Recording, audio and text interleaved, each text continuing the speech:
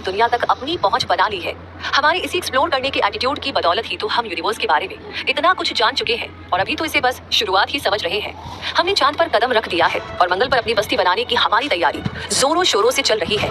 लेकिन फिर भी हम इतने पर ही नहीं रुक सकते। हमारी खोज और सोच बहुत आगे जाने की है।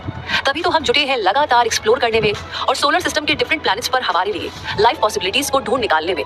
लेकिन लगता है कि सोलर सिस्टम के कुछ स्मार्ट प्लैनेट्स को इसकी खबर हो गई है। तभी तो ऐसे प्लैनेट्स पर हम कदम तक नहीं रख सकते क्योंकि उनकी तो कोई सॉलिड सरफेस ही नहीं है। जैसे कि जुपिटर प्लैनेट यानी कि बृहस्पति ग्रह जो सोलर सिस्टम का किंग प्लैनेट है।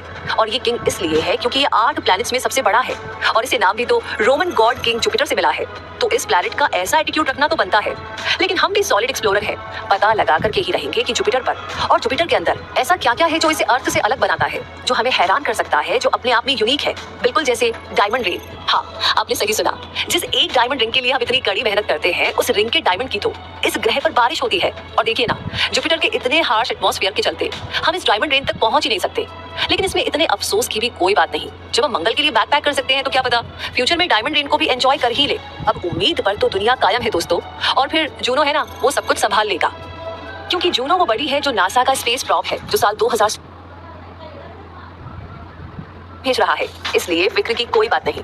लेकिन अब जुपिटर को लेकर के ज्यादा उम्मीद लगा ले उससे पहले ही ये जान लीजिए कि इस प्लैनेट पर ऑक्सीजन नहीं है और इसका एवरेज टेम्परेचर भी -110 डिग्री सेल्सियस ही रहता है। यानी इस पर जिंदगी की संभावना स्पीड के साथ इस प्लैनेट पर घूमते रहते हैं। इनमें से ऐसे दर्जनों तूफान है जो 539 किलोमीटर। तो जुपिटर के पास भी ऐसा बहुत कुछ है। यानी जुपिटर के पास भी रिंग्स है, बहुत सारे मून्स हैं जो इसे सोलर सिस्टम में सेकंड पोजीशन दिलाते हैं। और डायमंड रेन तो है ही। ऐसे हैरान तो आप हो गए होंगे कि जुपिटर के पास रिंग्स है, ये कब हुआ? नजर तो बिल्कुल नहीं आती। 1.77 अर्थ डेज। ये अर्थ में जरा भी इंटरेस्टेड नहीं है।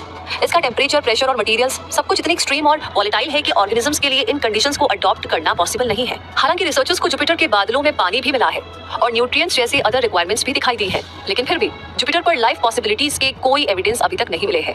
लेकिन कोई बात नहीं, इसके मून्स पर तो काफी सारी संभावनाएं नजर आ रही है। तो क्या पता फ्यूचर में हम जुपिटर के किसी मून पर बैठ करके जुपिटर को निहार रहे हो सकता है ना।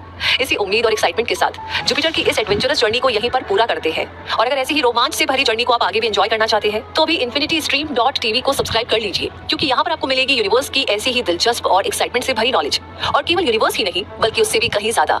इसलिए अभी सब्सक्राइब कीजिए और अगली जर्नी के लिए तैयार रहिए। मिलते हैं बहुत जल्दी ही। धन्यवाद।